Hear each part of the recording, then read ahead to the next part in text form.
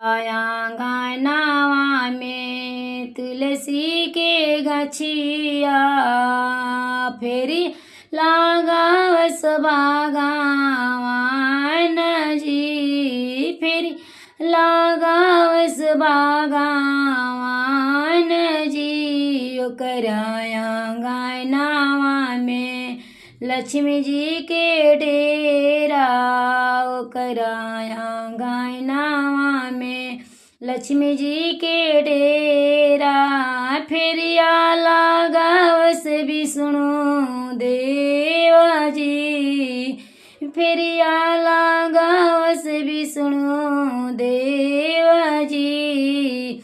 जेकरा आंगनवा में तुलसी के गाछिया फेरिया लगावस बागवान जी।